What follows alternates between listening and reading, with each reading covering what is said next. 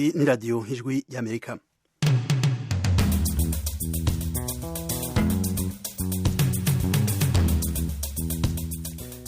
Ijwi ry'Amerika rigiye kubashikiriza ibiganiro vyaryo mu Kirundi no mu Kinyarwanda. Mu Burundi mutwumvira ku mirongo migufi ya shortwave ku metero 19 no ku metero 22. Mu Rwanda mutwumvira kuri FM 104.3. Mushobora no kudukurikira kuri Facebook na YouTube, kuri radio yacu no ku kibanza cacu c'amakuru w'Istatu wa Kaburungu, radio yacu vewa.kaburungu.com.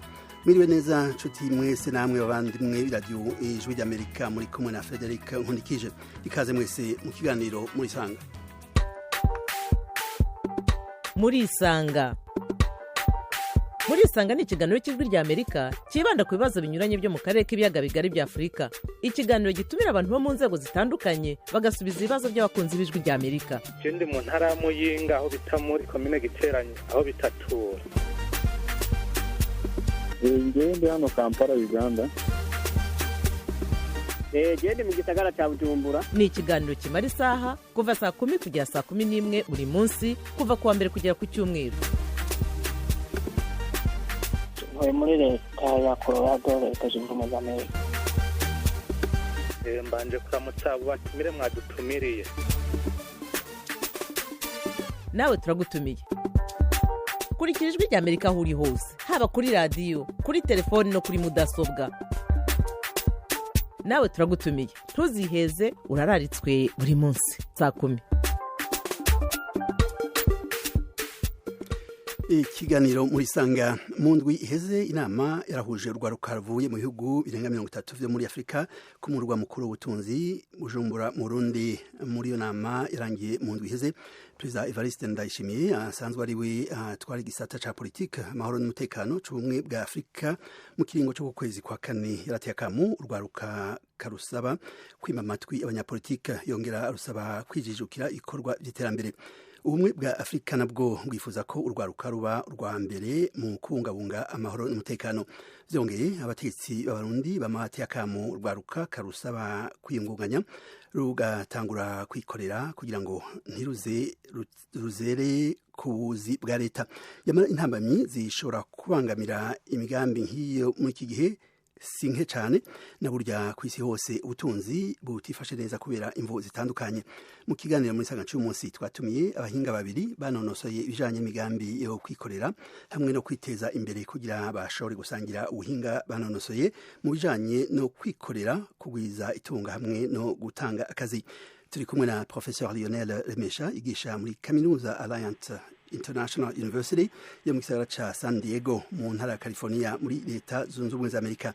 Mwiriwe neza Professeur Lionel Remesha. Mwiriwe neza Frederic. Hari ico mwongera ko ku kuntu nabasiguye ivyo mukora? Ego ndigisha nkongera ndikorera n'utwanje ndetse na business walaho ya Global Consulting.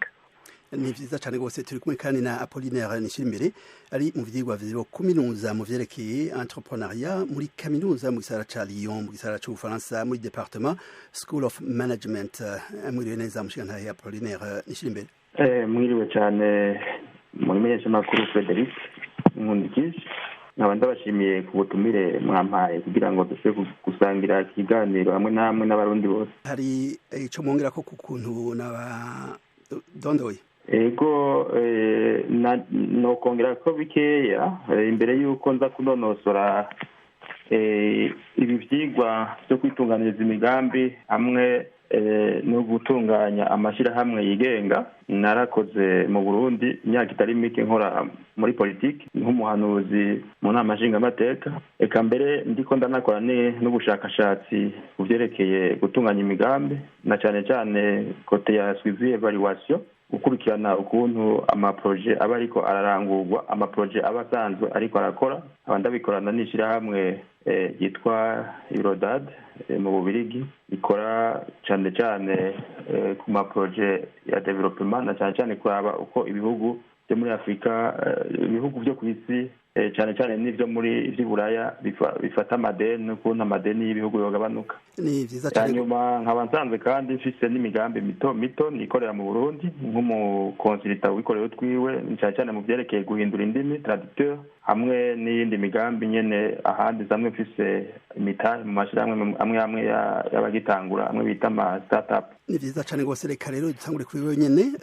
Ubushomeri muri iki gihe cyane cyane mu rwaruka ruba utarangije amashuri canke urwayarangije ruri ku rugero rwo hejuru, aho mu Faransa eka mu Burundi n'ahandi hose ku isi. Ubushomeri mu rwaruka ntabwo ari agaseseshwa rumuri. Abajejwe intwaro hamwe n'abajejwe urwaruka barutera kamo karusaba kutazera ku buryo n'akazi vya leta kugira ngo rwijijukire ibikorwa by'iterambere rubabanure n'abanyapolitike bashobora kuruha inyosha mbi. Yamara nk'uko mubizi intama myinshi nke kuronka imitahe sicoroshe, kuronka ingwati ya banki kugira urwaruka ruronke amadeni sicoroshe. Hoba hari uburyo bworoshe ku rwaruka rushasha bwo kwiteza imbere kugwiza itunga umushikana ya Apollinaire duga kwijambo. Mwakoze cyane nk'uko mwaje kubivuga, ibihe turimwo ku isi yose ntibyoroshe. Ibyo byatanguye mu mwaka wa 2008 mu mwaka wa 2009 aho haba icyo bita crise financière ijanye n'ibyo n'amazu. Ibifashanyo ku bihugu yaragabanutse, hanyuma ni ku isi yose imbere ni no ngaha mu Bufaransa nk'uko mwabivuze. Abantu abategetsi barahimiriza urwaruka mbere n'abakiri abakuze bose kwitangaza imigambi, ariko mu gihugu cacu nivyo hari ikibazo gikomeye cyane cerekeye kwitunganya imigambi, kubera yuko turetse intambamyi zihari, hari intambamyi nyinshi mu byerekeye uburyo bw'amafaranga hamwe n'ibyo abatunganya imigambi nyene baba bakeneye, kuko urashobora kuronka amafaranga ni kimwe, ariko uko uyakoresha n'ukuntu wubaka umugambi wawe naco n'ikindi, ni ibintu bibiri bisanzwe bidasa. Uvuga rero nkuko nsubi inyuma gato, muri iki gihe tuvuye muri crise ya covid, hanyuma hajemwo ivyo intambara ya Ukraine n'Uburusiya, ubu bigiye kunyuka cyane. Nico gituma dukwiye guhindura ukuntu twiyumvira kugira ngo dutunganye imigambi yacu hamwe n'ubutunzi bw'ibihugu byacu, nitwame tuzeyinze, hanyuma kandi twame twizeye ko amaleta ari azokwama dufasha, arafise hafasha n'ahageza. Yego, ngira ngo turaza kubigarukako. Turabigaruka reka na Professeur Lionel Remesha agira icavuze ku kamo kate urwaruka. Urwaruka gukora iki? Uburyo bworoshe bwotuma urwaruka n'izi ntambamye zose tuvuga, uburyo eka ukuronka amadeni eka kugira iciyumviro kirashe, hariho uburyo hari impanuro mu urwaruka kugira ngo mu gihe rufashe imigambi yo kwiteza imbere ruje rufise ivyankenerwa vyose vyotuma ibintu vyose batanguye bigenda neza. Egome murakoze cyane mshingana Frederic. Egome ikintu ca mbere nashaka no kubanza gushimira uko gutera akamo ugwaruka kwiyumvira kungene rushobora kwiyungunganya bakagerageza kuza baragwigisha, kandi ni byiza ko habaye niyo nama yo kuzana ugwaruka ruva no mu yindi mihingo myinshi ya Afrika y'ibindi bihugu. Kweri ico icambere na mbere nuko abantu babanza kuronka inyigisho bakamenya ico bifuza n'ico bashobora gutanga, kuko iyo hageze kwifuza kudandaza cyangwa kugira uyu mutima wo kudandaza, cyane no kugira umutima wo kudandaza no kuharindira, kuko kudandaza kuronka amahera gusa ko n'agahombo harashobora kujamo, ariko ni kugira umuntu amenye ko afise uyu mutima wo kudandaza, akemera yuko ego ngoma ndandaze, nzogerageza uko ndabishoboye, nkore ikintu nzi canke ikintu nzi ukungene gikorwa, kandi urashobora no kugikorana n'abandi. Nk'ugwaruka rero nk'izo nyigisho ni inyigisho nziza, kandi nohimiriza no gwaruka rukabandanya witaba ako kamo. Hanyuma ikindi naco nuko iyo hageze nk'iciyumviro cyo kudandaza, kenshi umuntu ari ibintu ushobora kwikorana wenyine, ariko hariho n'ibindi byinshi ushobora gukorana n'abandi bafise uyu mutima canke iyo nzira wabonye uri kudandaza. Nico bituma rero nk'aho abantu boza bariyungunganya bakaja hamwe bakaraba nk'uwo baba bafise ivyiyumviro bimera nka bimwe nawe nashaka ivyo kudandaza bakabiganira, kuko hari igihe nk'ubu nk'ikibazo c'imitahe ego kirahari, ariko cyane cyane gishobora kugorana iyo umuntu ari umwe, ariko nk'iyo abantu baje ari urunani, ari nk'abantu 10 bagiye hamwe bakavuga ko reka tudandaze dutangura ikintu, birashobora kuborohera nko kwegera amabanki canke abashobora kubafasha, ariko bamaze kuja hamwe no kwiorganiza. Kuri iyo mugambi nyene muri ko muravuga Lionel, kuja hamwe kwegera amabanki, ico ni kimwe mu bibazo urwaruka rushikiriza, ruvuga ko amabanki badashobora kubaha uburyo kuko atangwati bafise. Ico mu kanya gatoya cyane rwose masegonda 30, ico kibazo mukivuga kwiki? Kenshi amabanki kugira atanga amahera atanga ari uko umugambi umera nk'uwatanguye. Nico gituma nk'ubu mu minsi yahera narakurikiranye mbona ukungene bahimiriza abantu kugerageza gukora cane muri Afrika, eka no mu bihugu byose, uko guhimiriza kwamaho ko abantu bashobora gukora ikintu boba bazi canke bamaze kubona. Nk'uko ego abanyeshuri bashobora kuba barize bakiga inyigisho zitandukanye, ariko barakwiye guca baraba muri izo nyigisho baronse ni igiki bashobora kudandaza muri izo nyigisho, canke ni igiki bashobora gukora n'izihe nyigisho baronse, ama skills baronse bashobora gukoresha bagakuramo nk'inyungu. Nk'ubu nk'umuntu ashobora kuba yarize nk'ibintu byo kudandaza canke naho yo yarize ibintu by'amategeko, ariko bagashobora kuja hamwe bakavuga okay, naho tudafise ibintu byo kudandaza, ariko hariho abantu boba babifise badafise ukungene babidandaza ku bantu benshi, hanyuma bakabafasha kudandaza, bakabanza gukuramo amahera y'umutahe, kuko baronse n'umutahe na mutoyi, aho biroroha kuja muri banki wamaze gutangura ufise n'umutahe mutoyi kuronka ideni. Kuri ico kibazo c'umutahe, ku kibazo c'uburyo mushikantani shira imbere Apollinaire, mwavuze ikintu gihambaye cyane rwose, uburyo sibwo bwonyene bukwiye kugira ngo urudandaza canke ikintu cyose nk'ugwaruka umuntu wese umudandaje ashize imbere gishobora kugira akamaro. Ikintu bakwiye kumenya naho ubwo buryo bwoboneka, turazi ko kenshi na kenshi bavuga ko udakunda kuboneka. Mu gihe uburyo bubonetse, ikindi kintu ugwaruka canke abakiri bato ikabantu bose bashaka kugira iyo business bogumiza kumuzirikanya nk'ibi. Urakoze cyane, nkuko mugenzi aje kubivuga, udandaza canke amafaranga gusa urashobora kuyaguha ukaciyarya. Egera telefone uvuge neza, uvuge nka kare mushikantani Apollinaire, egera telefone uvuge cyane. Rero amafaranga umuntu ashobora kuyaronka, mugabo ntashobore kuyakoresha. Umuntu yikoreye twiwe abakeneye imigambi yiwe, abakeneye n'izindi skills nk'uko yabivuze cyangwa competence akenera gukora kugira akore iyo migambi yiwe. Muri izo nazo harakenera kwiga umugambi mwiza uhuye na marché, donc uhuye naho uwo mugambi agiye gukorera. Ivyo rero birasaba ko umuntu aba afise ubumenyi mu vyerekeye gukora vy'amamarché, ariko si ngombwa ngo aba entrepreneur bose baba bafise izo skills. Barashobora kuronka ababafasha. Urashobora kuba udafise iyo competence, mugabo ukaronka urundi mukorana afise competence iyo, nawe ukazana iyindi. Mugabo rero nk'ikuvyerekeye ivyo vy'imitahe vy'amabanke, nk'uko mugenzi aje kubivuga, amabanke yose kw'isi yose niko bimeze, ntapfa guha amafaranga abantu. Mbere n'aha mu Bufaransa uko twabibona cyangwa twavyize, ama startup naho yoba ari startup nziza cyangwa umugambi mwiza umeze gute, amabanki yose yirukira gutanga amafaranga, kuko haba harimwo amariske menshi. Amabanke aha amafaranga imigambi yamaze gutangwa gukora. Mu Burundi rero je ndashima ibiriko birakorwa na leta, kuko hari amabanke yabikorera leta yashizeho, na cyane cyane irya banki y'ugwaruka, bivuga yuko ishobora gutanga amafaranga mu migwi yaba y'ugwaruka ruba rwagiye hamwe mu mashirahamwe cyangwa amakoperative. Hanyuma hakaba hariho n'ubundi mugambi wa leta wagiyeho uha amafaranga rero abagwaruka gukora utwabo.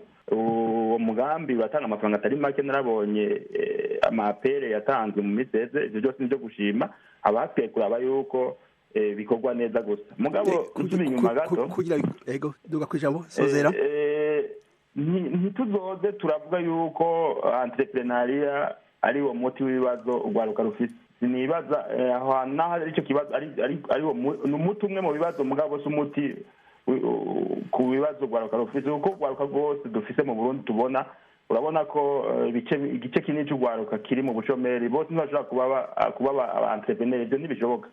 Ni leta rero ntize iragerageza kwikura ko icyo kibazo, niyo iteza kurondera akazi abantu, nayo irahamagarwa mu entreprise yayo gukora icyo bita entrepreneuria, ikaduza imigambi ifise nayo nyene igaha akazi urwaruka, kuko urwaruka rwose ivyo ntibishoboka. Aba entrepreneurs si benshi kuko ni impano ikomeye, impano kuko baravyiga. Uburyo bumaze kuboneka mushana ya Apollinaire nishira imbere turagaruka ku bindi bibazo bihambaye cyane gose vyerekeye eka urudandazwa nyene canke iyo business baba batanguye, ariko muri aka kanya turafise umunywanyi w'iradio Ijwi ry'Amerika Nsengiyumva Terence.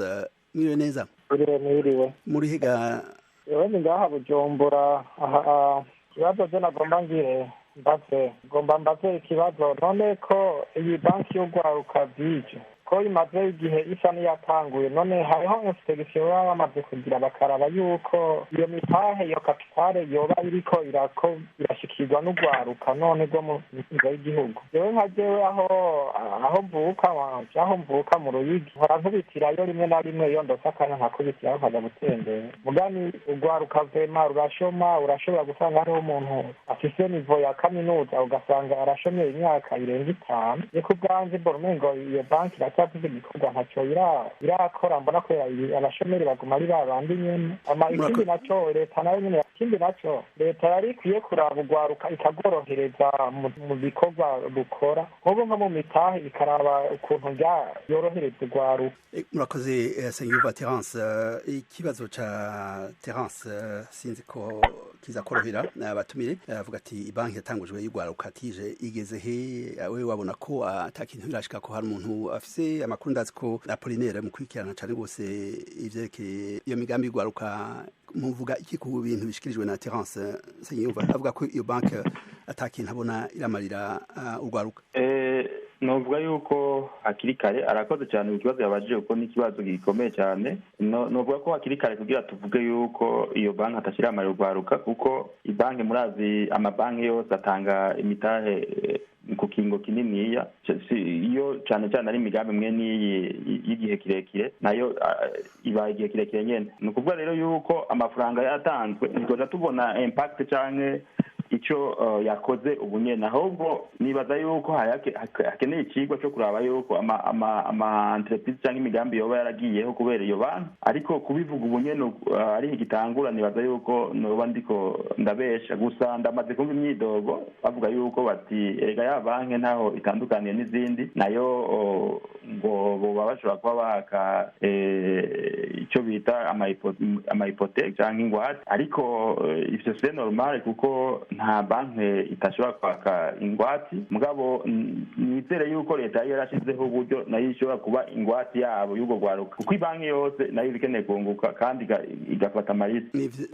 Imigambi myinshi y'urwaruka usanga igoye, tuyabo abantu bagitangura kenshi amabanki biragora kuyakira iyo atangwati zihari. Ivyo rero navyo ntivyoreka kuba, ariko icyo mwomenya coco biragoye kugira ngo mu myaka 2 cyangwa umwaka umwe umuntu aca avuga ngo impact ni impact. Umuntu yaza ko yoyibaza aravye imigambi yabayeho n'imigambi iriko irabaho cyangwa iriko irakogwa biciye kuri iyo banki. Yego, ni vyiza cyane gose. Reka tuje no kuri Ruhamya, uwundi munywanyi w'iradio, izina ryiwe ni Ruhamya ari. Duga kwijambo mushikana yari.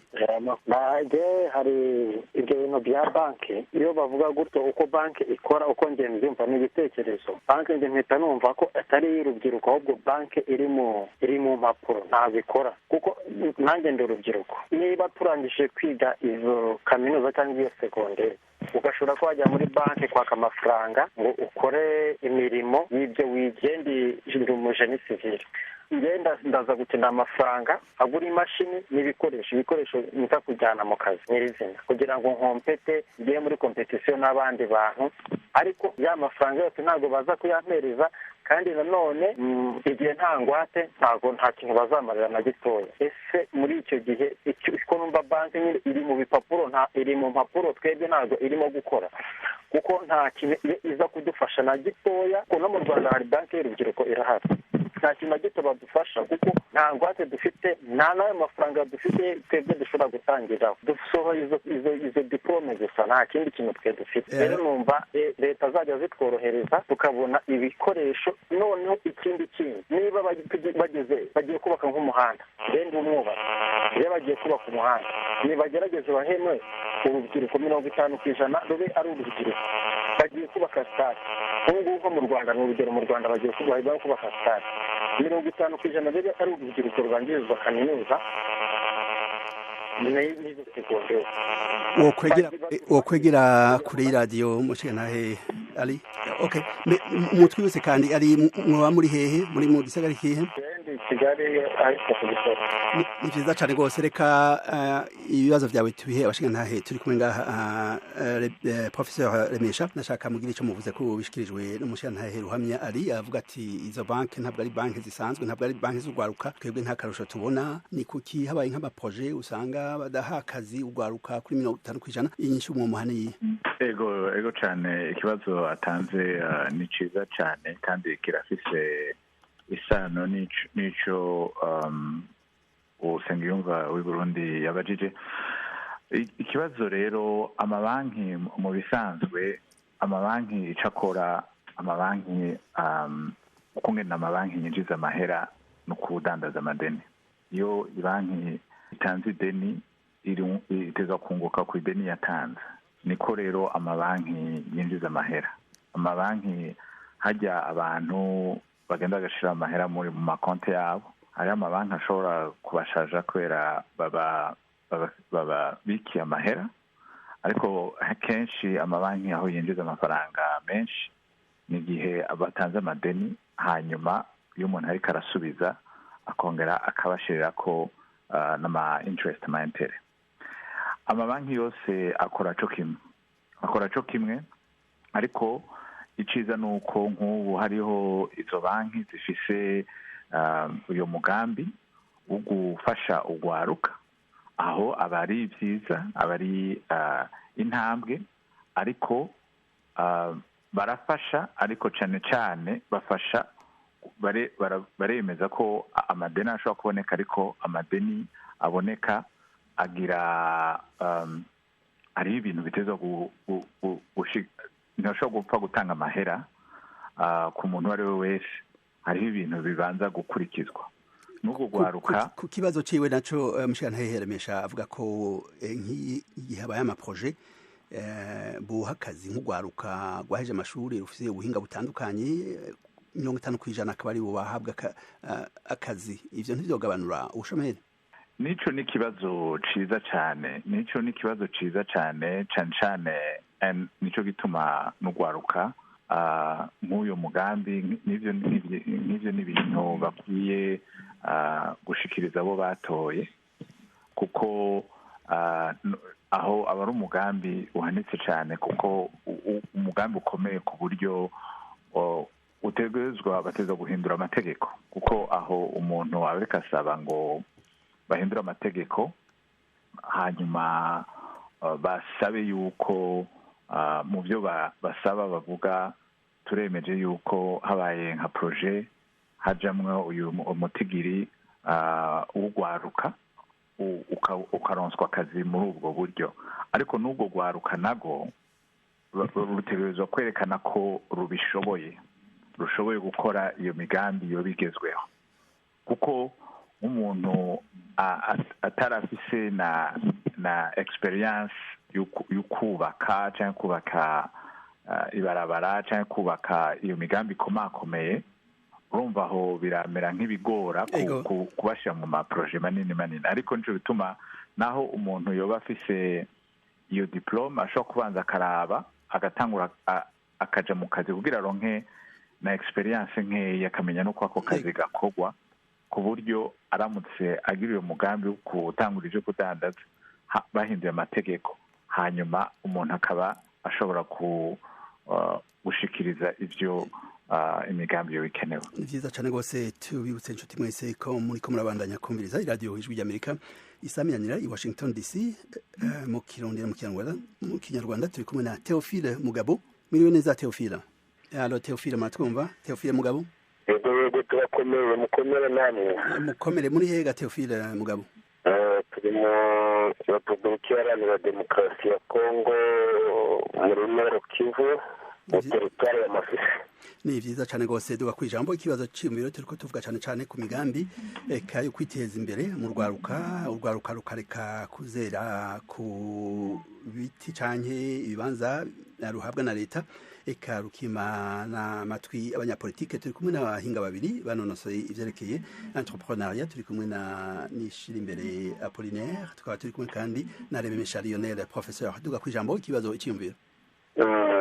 Ndagira gusa nyiri igitekerezo cyangwa se icyerekezo kugira ngo urubyiruko narwo rugire icyo rugeraho igihe rwamaze kwihangira imirimo abanyepolitike nabo baje bagerageza ukuntu bareba bakasapotinga gusa nibo ntibagumye kuja bituma abantu bateza mu zindi nzira mbi mu migambi mibi ahubwo bakabafasha n'abandi baje abanyepolitike ndibaze bifuza kugira ngo urubyiruko ruje rubatora rubegeza imbere nabo bakaja babategura ejo hazaza kuko igihe nabo bazaba bamaze kugera mu zabukuru ubwo rubyiruko nirwo ruzaza uyobora noneho abandi bazaba basigaye bigateza n'igihugu imbere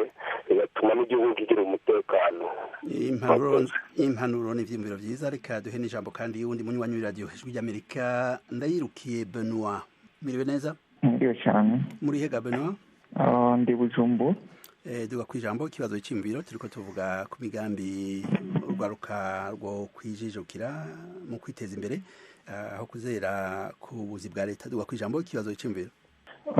Nje n'iciyumviro nashaka guterera muri no minsi turumva ko duhimirizwa gukora nk'urwaruka nivyo turahimirizwa kandi ni vyiza cyane kimwe gusa ikintu nashaka gusaba nuko abasanzwe bari mu nzego zifata ingingo batokwirengagiza gushiramo urwaruka kuko nago nyene iyo rutari muri izo nzego hari igihe uca usanga ariko ruranigirwa mu menshi ku vyiyumviro vyarwo.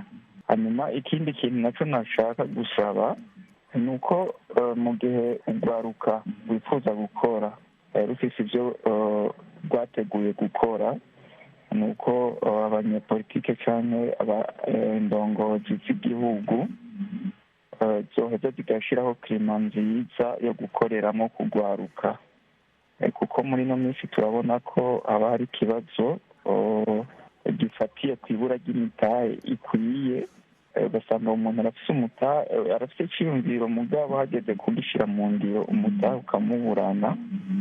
Twasaba rero ko mu gihe leta iba ishaka yuko urwaruka rwayo ruja ku mirimo irashiraho klima nziza no kuvuga igagerageza gukuraho intambamyi zimwe zimwe kugabanya amakori kugabanya gutanga impapuro ziba zisabwa nko ku bantu bashaka gukora amakoperative n'ibindi bakazikuraho ko amafaranga zitegerezwa kurihirwa. Hanyuma ikindi naco ku bijanye n'akazi ni uko ikindi kintu leta yokora yoraba muri ry'amashirahamwe canke abanyamitahe baba baje gukorera mu gihugu bakayisahiriza nabo nyene kuko buno munsi urashobora gusanga ino industry yaje gukorera mu gihugu igasanga irahemba abakozi udufaranga twinshi canke ikize. Ivyiyumviro vyiza cane rwose Benoit ivyiyumviro vyiza cane rwose reka tubishikirize abatumire bacu hano bagire ico babivuzeko. Reka dutangure kuri mwebwe Nishira imbere Apollinaire Ndayirukiye Benoit arashikirije ibibazo bitari bike ukuntu na leta yuzira afasha urwaruka nk'urwaruka rutanguje urudandazwa canke business rugakurirwa ko amakori ariko nashaka imbere yuko mwishura ico kibazo naho nyene mwavuze ikindi gihambaye cyane rwose ca startups kugira ngo umuntu wese cyangwa urwaruka rutanguje imigambi yo kwiteza imbere ibindi bintu ngo turetse imitahe ibindi bintu ngo ushira imbere gushaka umunzirikanye nk'ibihe muri murazi ko gutanguza rudandaza business eka kwikorera atari ikintu coroshe cyane gose hari ibintu byinshi umuntu arinda kuraba ibintu urwaruka bwo banza kuraba neza ni nk'ibi kimwe canke bibiri mu kanya gatoye umuntu umwe n'inose murakoze cyane novuga byinshi ni byinshi cyane biba bikenewe kugira ngo umuntu arinda agira umugambi kandi uwo mugambi arinda awushyira ku isoko hanyuma uwo mugambi ushobore kuzana amafaranga ariko ikintu cya mbere nk'abantu bose b'abainvestiseri batangura kuraba ni isoko ry'ibintu ashaka kudandaza cyangwa ry'ibikorwa ashaka kudandaza bishobora kuba ari produit cyangwa serivisi hanyuma akaraba ko azoronka abantu bazabimufasha kubikora ni ukuvuga ressource cyangwa ibyo azokoresha icyo gikorwa ciwe zaba ressource zimende cyangwa ressource materiel hanyuma ikindi naco akwiye kuraba n'ubushobozi afite bw'abo bantu bazokorana uwo mugambi ni ukuvuga ressource zimene ko babikwiye babishoboye hanyuma akaca araba rero n'umugambi wiwe ko wubatse neza hanyuma rero hari ibindi byinshi birabwa mu bihugu nk'iby'iwacu ko ari environnement imeze neza umutekano kuraba yuko uwo mugambi uzobyara amafaranga n'ibindi byinshi nibaza yuko hanyuma biranakenewe ko abafise abantu bazi kuraba neza ukuntu itegurwa ry'imigambi ishobora kuvamo amafaranga mu bihugu bimaze gutera imbere murabizi niwe yo muri amerika no ngaha mu bufaransa imigambi izovamo amafaranga bayibona ikivuka mu burundi ntibirahashika ni muri afurika henshi mugabo ivyo bibazo vya finansima y'imigambi ntabyo bafite cyane kuko hariho amabanke d'investissement menshi hariho abo bita ba business angels abantu batanga amafaranga ku migambi myiza bakayasheta bakavuga ati twebwe umugambi turawubona kuzovamwo ikintu nta kibazo na kimwe iyo rero ufite umugambi mwiza udandazwa n'inzahabu nta kibazo uba ufite kinini mu bihugu bimaze gutera imbere nicyo gituma rero nk'ibihugu by'iwacu nciye mbandaniriza ko nosaba leta yuko aho guhimiriza urwaruka ngo nikorere imigambi ahubwo nibashyireho icyo nokwita environnement imeze neza ku buryo gukora imigambi bitaba ihimirizwa ahubwo biba ibintu abantu birukira mu bihugu byinshi ibi bihugu birimo kapitalisme ikomeye gukora imigambi ni ibintu biba biri mu maraso si ibintu abantu baguhimiriza ngo ukore ni ibintu umuntu wese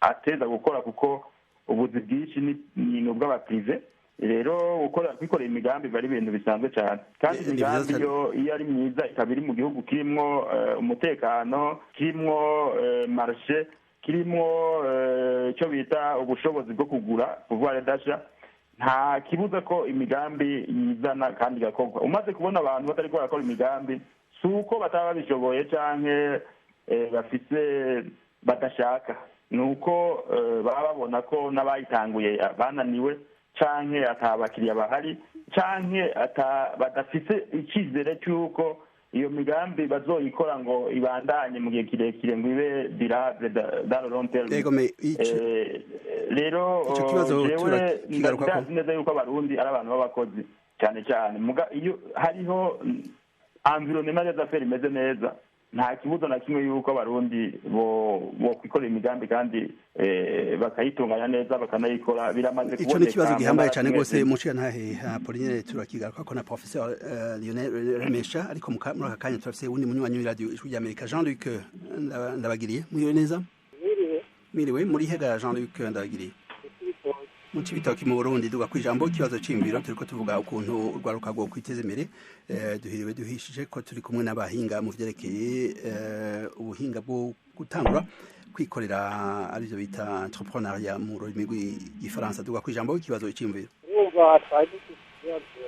yego turafisa ibihe twakora mugabo gusatura ibitayire by'ibigeragezo genda kugira ibitayire niko turabura aho umuntu ahabuze n'ibindi tanguzaho umutaye mugabo Jean-Luc nduva telefone itavuga neza ariko ikibazo cawe wagitomoye cyane gose ni kibazo c'imitahe kurwaruka ico kibazo turakigaruka ko n'abatumire bacu ariko nagomba tubanze tugaruke ku kindi kibazo cavuzwe mu kanya mu shantahe Lionel Remesha ikibazo cerekeye cyane ngo eka gukeya environnement kuzana gukura inzitizi zose zotuma abantu badahurumbira ibikorwa byo kwiteza imbere. Nashaka namwe ndababaze, hari iyo umutahe wabonetse ibindi bitari bike byabonetse, hariho n'ubundi buryo n'ubundi buhinga umuntu wese imbere yuko atanguza ivyo bikorwa kugira ngo akure mu nzira izindi ntambamyi zoba ziranye eka n'amasoko n'abakiriya eka ibintu byose ari byo nko mu Congereza bita SWOT analysis. Nagomba mu majambo make mutubwire ikintu umuntu wese yotangurira ko kugira ngo abone ko umugambi agiye gutangura uzoba ingirakamaro. Doga kwijambo mu kanya gato. Ego cyane gose ikintu ca mbere umuntu abakwiye iyo umuntu ashatse atanguye kumva ko afite umutima wo kudandaza, hariho no kubahuka gufata gutangura uyo mugambi.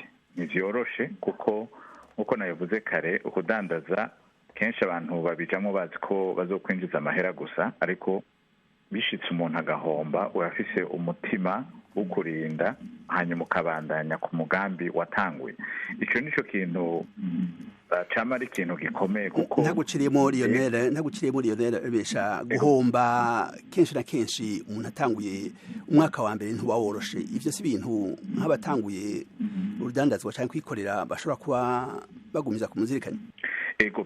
Ego imyaka ya mbere ariho umuntu agitangura kudandaza ni ibintu kenshi bitaba byoroshe, ariko ikintu cyiza kimeze neza nuko iyo wamaze kwiha umugambi utanguye nko kudandaza canke mwagiye hamwe mukagira urunani n'abandi mukavuga reka tudandaze, ari mutanga amaserivisi canke mudandaza ibintu, hanyuma ariko icambere no kubanza kuraba yuko uyu mugambi mwafashe ko mushobora kuwudandaza.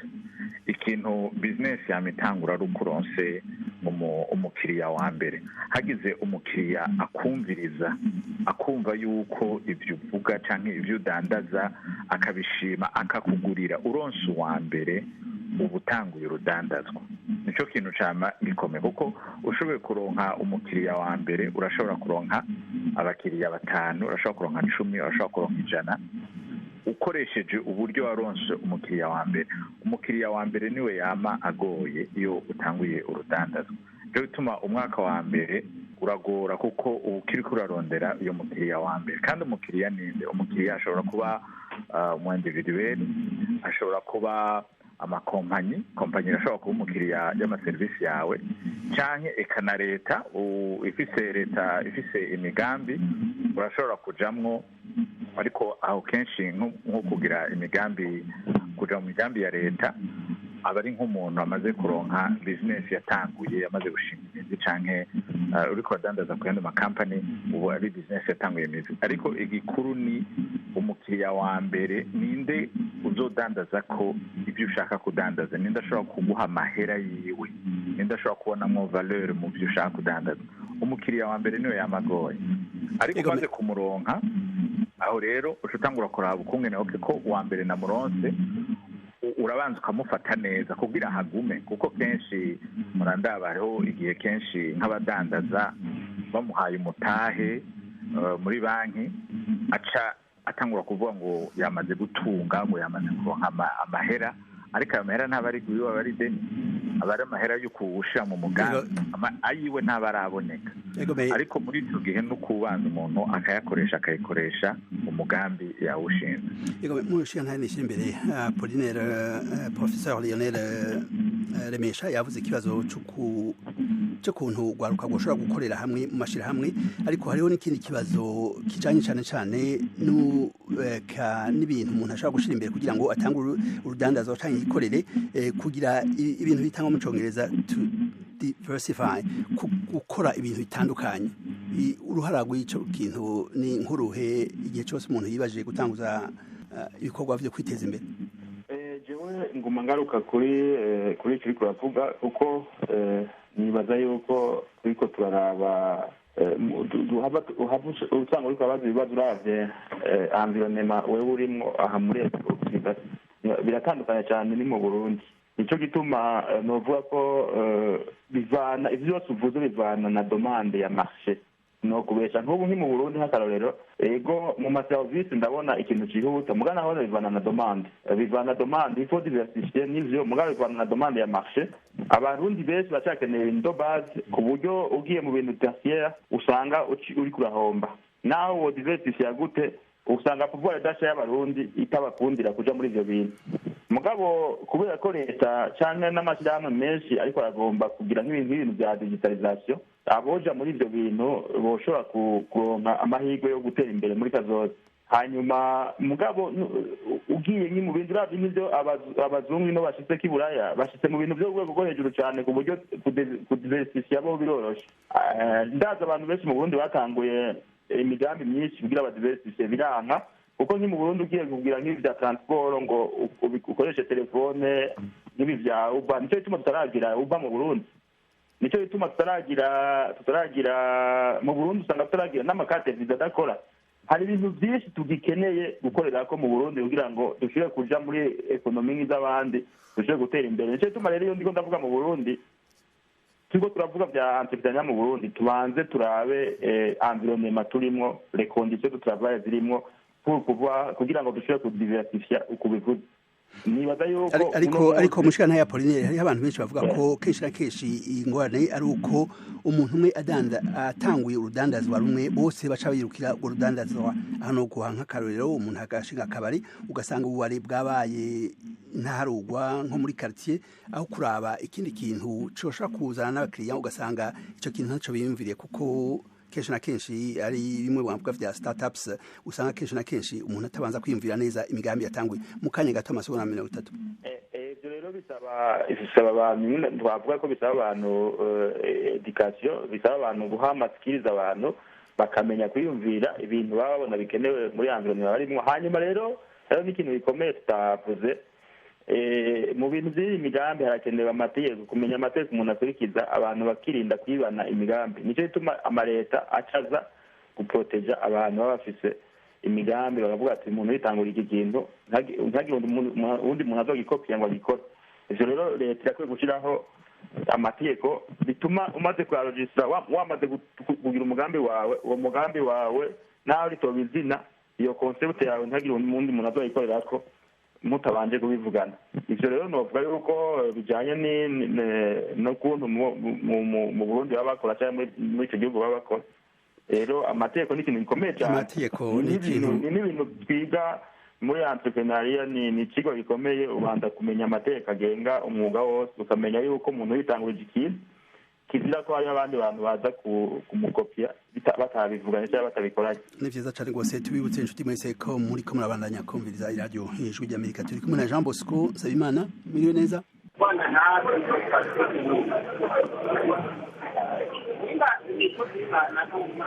Jean Bosco muje hatari induru kugira dushobore kubumva mubaze ikibazo mubaze mushikirize icyumviro ko kubyo turiko turashikiriza ngaha ukuntu rwaruka rwo kwiteza imbere rugatangura ibikorwa byo kwiteza imbere tugakwijambo ikibazo icyumviro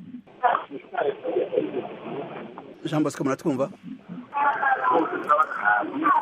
iyo reka Jean Bosco turamugaruka reka duhe ijambo Jean Claude Ngoboka muratwumva muri hega Jean Claude Ngoboka nk'uko bisanzwe muravugana na Ngoboka Jean Claude mu burasirazuba bw'u Rwanda ni mu karere ka Ngoma mu murenge wa Gashanda mu kagari ka Kerwa mu mudugudu wa Rema ya mbere umukozi w'ikiganiro muri Isanga muri rusange banze kubashimira no kusanganyamatsiko mwaduteguriye uyu munsi natwe turabashimiye kuba muje mu kiganiro Jean Claude duga kwijambo ikibazo cy'imviro turi kumwe n'abashinga babiri banonoseye ivyerekeye entrepreneuriat bariko basangira ivyumviro vyabo no gwaruka kugira ngo rushobore kuronka uburyo bwo kwiteza imbere mu gutanguza urudandazwa mu gutanguza business duga kwijambo ikibazo cy'imviro ibyo koko kuko abaduserukiye kuri Ijwi ry'Amerika nk'urubyiruko muri rusange natwe urubyiruko dutuye mu gihugu cy'u Rwanda by'umwihariko tufatanyije nabo cyangwa se n'impanuro nziza barimo kutugezaho muri urubyiruko mu kwiteza imbere kwacu tutibumbiye mu makoperative mu bibina kugira ngo twiteze imbere na byatugora ubwo rero urumva ko natwe urubyiruko tugomba kuba aba mbere kuko ari twe Rwanda rw'ejo cyangwa se kuba twakiteza imbere muri rusange tukubaka igihugu kigatera imbere. Kwibumbira hamwe rero nk'urubyiruko tukajya mu misanzu tukagurizanya tukifasha mu by'umwihariko kugira ngo twiteze imbere ni bimwe mu bintu twumva twishimiye nk'urubyiruko muri rusange, kuko burya ntawigira ari umwe, ahubwo iyo mufatanyije mugakora itsinda, rya tsinda ryanyu niryo rishobora kuba ryabafasha mu kugira ngo mwiteze imbere mubashe kubaka igihugu cyanyu muri rusange. ubwo rero urubyiruko ahanini ikintu cya mbere kiba kiriho ni ukubaka igihugu kugira ngo gitere imbere. Ikindi kintu mbona nk'abo batumirwa mwadutumiriye nibyo koko nanjye nakomeje kubakurikira ku mpanuro batanze n'impanuro nziza, ariko hari ikintu nabasabaga muri make. Hari nk'igihe usanga ahanini bw'urubyiruko ubushobozi bw'urubyiruko buba butangana, ariko ugasanga abafite ubushobozi batererana urwo rubyiruko bagenzi babo. Ese ni iki cyakorwa kugira ngo urubyiruko rwaba rudafite ubushobozi bwo kuba rwakwimura amatsinda cyangwa se rutabona uko rwakwigishwa, habashe ko hakorwa ubukangurambaga bwimbitse binyuze muri ya matsinda bashyizwemo, ndetse banafashe bagenzi babo kugira ngo babashe kugera nk'aho nabo bageze. kuko akenshi na kenshi bigenda bigaragara ku isi aho usanga urubyiruko rumwe rwarateye imbere, ariko ugasanga urundi nta bushobozi rufite bwo kuba rwagera aho bagenzi babo bageze. Ariko ahanini urubyiruko bagenzi babo iyo bamaze gutera imbere, nabo hari ukuntu bashobora kuba bareba ngo bagenzi bacu ko nabo tubona ko bari inyuma, twabazamura gute kugira ngo abashe kugera naho natwe tugeze. Ikibazo cyiza Jean Claude, ikibazo cyiza reka tugihe ubwa mbere na mbere Professeur Lionel Remesha. Ikibazo cy'ubungane hagati y'urwaruka rushobora kwiteza imbere n'urundi rudashobora kwiteza imbere, inyigisho zoba izihe, eka urwaruka rwiteje imbere gufasha gute urundi rwaruka tugakwijamo? Ego me nibyo, icyo ni ikibazo cyiza, nuko ego abantu bose uburyo burashobora kutangana, ariko igikuru ni ukugira uyu mutima n'ubushake bwo kudandaza. cyane cyane ibintu byo kudandaza hasaba umutima, kuko hariho n'umuntu ushobora guha umutahe bikamunanira kuwugwiza, uyundi nawe ukamuha umutahe muto hanyuma akawugwiza. Ariko igikuru ni uko n'umuntu amaze gutera imbere arashobora no kwiyungunganya, kuraba ukuntu ashobora no gutera imbere gusumba, agashobora no kuzanamwo n'abandi baba bafise ama competence baba bamurusha. tuvuge nk'ubu utanguye kudandaza ibintu bigatangura gutera imbere, hari igihe ushobora gushaka nk'umuntu agufasha nk'ibintu ari nk'ibintu by'amategeko, ukazana nk'uyundi muntu yoba yaravyize cyangwa abizi abikora, mukaja hamwe cyangwa uronse proje nini ukazanamo n'abandi boba bafise izo nyigisho cyangwa bafise uyo mutima ukorana namwe mugabashiramo. niko umuntu ariko aratera imbere, kugira atere imbere no gusumbya urakenera no gushamwo n'abandi, niko byoba byiza. ariko ikindi naco nuko ikintu kimeze neza nuko ubu ibihugu byinshi byaramaze kubona yuko hari iyo ngorane yuko urwaruka rutezwa kuronka akazi. kubera uravye kuva na kera na rindi nk'amashuri kera bariko barigisha inyigisho abigisha kuva kera, tuvuye nk'ibihugu bironka independence, kwari kugira abahejeje amashuri bace baja mu buzi bwa leta. niko kera byari umuderi cenje mu bihugu byinshi byabaye independent muri Afrika. abantu babahimiriza uhejeje gukora akazi ushobora gukora muri leta, ushobora gukora muri leta. ariko uko imyaka yahera nuko bwa leta bwarakeshe. nico bituma ubu rero izi nyigisho bariko baragira ni inyigisho nziza cyane, kuko nukuhimiriza abantu ko bahindura, ntibazere ko bazokorera leta gusa, ariko bashobora no kudandaza, bashobora no guha akazi n'abandi. niko ibihugu bitera imbere. akamo gategurwa rukana akamo keza nk'uko muri ko birabivuga. ariko reka tugaruke mu gusozera, tuhereze kuri cya kibazo nkoramutima igihe cyose umuntu agiye gutanguza urudandaza ashaka kwikorera kwaho, ari byo bikwiye kuba nka SWOT analysis, ukuntu umuntu wibanza akihweza akaraba inguvu ziwe, ikintu arushije abandi, ikakaraba n'ikintu aho ahobahoba, ikakaraba niba urwo rudandazwa ruzogira ico ruzogira abakiriya, ivyo nivyo bita opportunité, eka n'ibintu bishobora kubangamira urwo rudandazwa harivyo bita threat, SWOT nk'uko twabivuze, akarusho, strength, W, weakness. Reka tuduge kwijambo mushigantahe Pauline Nishira imbere. Hariho abantu bashobora guhanura urwaruka imbere yuko ruja mu rudandazwa kugira ngo vya bintu byose barinda kwitondera bakaraba kugira ngo rudandazwa ruzogire ico ruvuyemo. Abahinga nk'abo bariho canke hariho amashirahamwe akora ibikorwa nk'ivyo? Novuga yuko aba bantu bahari abakoci kandi hariho n'amashyirahamwe mbona ariko aravuka yo gufasha abantu icyo bita ama-incubateur, gufasha abantu bafite imigambi kubundikira imigambi. Ndabona nk'amamezo 2 cyangwa 3 ariko arabafasha, kandi urabona ko na twebwe na jewe nahisemo kuja kubinonosora kugira ngo tuzose gufasha benshi. Rero nibaza yuko ari ibintu bigitangura kandi bizogenda neza cyane. Mu Burundi nashaka mbere yuko turangiza mvuge yuko ari igihugu gifise naho navuze iby'amamarché nkavuga n'ibindi, kirafise opportunité nyinshi cyane, haba mu vyerekeye amaresource, baba abantu, ni igihugu gifite abantu benshi. Ico ni ikimenyetso canke ni sinye imwe yerekana ko abantu batunganya imigambi bashobora kuronka amafaranga menshi, kuko ni marché nini cyane, abantu miliyoni 12. Hanyuma turafite n'ugwaruka nguvu, hanyuma turafite n'abantu bize b'incabwenge bashobora gufasha na diaspora bashaka abantu baba mu mahanga n'abandi bateye imbere biciye mu kwitunganiza imigambi. Ugwaruka rw'Uburundi rushobora kugira aba barundi barahari. Nicyo gituma rero nohimiriza yuko umuntu wese afite icyo terera, yoba yarashoboye gutera imbere cyangwa yarashoboye kugira icyo ashikako, yoza arafasha mu gusangiza icyo nokwita experience abandi bakiriko barashaka gutangura. Ni vyiza cyane gose. Rero twe turi pre yo gufasha muri icyo gikorwa abana babo.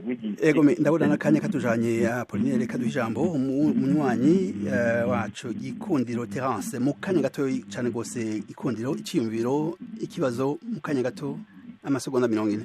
Okay, murakoze cyane kabisa. Njyewe ndi mu gwaruka kabisa wifuza gutera imbere, ariko ibanye n'abikuru umuntu aba afise usanga intandara ari uko ubura usatire cyangwa ukabura umutahe. Bifasha yuko umaze kuronka umutahe bisaba yuko n'ubundi bwaruka ushobora kuzamura ugasanga nabwo ari aho gushikana imbere. Rero iyo ni intandaro. Ikibazo cy'umutahe twakivuze mu kanya gato. Reka mu gusozera tugihe Professeur Lionel Remesha, ndabona kigaruka umwanya urayo wose. Urwaruka gukemura gute ikibazo cy'umutahe? Ikibazo cy'umutahe ni ikibazo kitoroshe, ariko kirashoboka. Igikuru nuko gishoboka nk'uko mwabivuze Frederic, bya SWOT analysis. Ni ukubanza umuntu akaraba ni igiki umuntu ashaka gushikiriza, ashobora no kudandaza. Iyo niho hari iyo strength, niho hari izo nguvu zo kudandaza. Hanyuma mu by'umuntu abona yuko hariho ahakeneye support, akarondera abandi bo babizi bakorana, hanyuma bakaraba rero nico bashaka kudandaza, uwo bashaka kukidandaza n'ukumwe nashobora gukuramo amahera. Kuko iyo ufise iyo mugambi ukaba wanditse, biroroha kuja muri banki kubereka umugambi watanguye, umukiriya ufise abakiriya amahera na make wowe umaze kwinjiza. Wamaze gutangura intambwe aho biroroha banki ko mutangura kuganira. Aho rero nico kintu noshimikirako, ariko iciza nuko ico ni kibazo ciza, ariko iciza nuko n'amareta ko ariko arahimiriza iyo migambi, atangwa kurondera uburyo no gufasha kugirisha inyigisho, aho abari ibintu byiza, bari ntambwe nziza. Amasegonda 30. Pauline Nishira imbere, mwabuze ikibazo c'amategeko. Ico kibazo abantu gitegera gute amategeko imbere yo gutanga umutahe? Amasegonda 30. Ndabumva neza Frederic. Wabuze ikibazo c'amategeko abantu bobanza kumenya kugira ngo batangure imigambi. Ndaguhaye amasegonda 30 usubire unonosere neza ico kibazo c'amategeko. amategeko abantu bakwiye kubanza kumenya imbere yo gutanguza imigambi ni amategeko ajyanye no gushyiraho amasosiyete cyangwa gutunganya no gushyiraho amasosiyete hamwe n'amashyirahamwe agenga abantu bafitaniye imigambi hamwe ni ukuvuga abakorana imigambi. ego ndabona akanya kariko karatujana. iki kibazo ni ikibazo gihambaye cyane rwose. Polidere nishyira imbere ndagushimiye cyane rwose. ndagushimiye nawe Professeur Lionel Remesha ku kanya mwatoye kugira ngo musangire ubuhinga bwanyu n'abatumire bacu. turashimiye abatumire bose baduteye akamo tukabahamagara bagashikiriza ivyiyumviro n'ibibazo. turashimiye ingenieur yadufashe mu buhinga bw'ivyuma. tukaba dushimiye kandi na Dieudonné Cyubahiro yakoranije yatunganije ikiganiro. turabashimiye namwe mwese mugire amahoro n'umugoroba mwiza aho muri hose.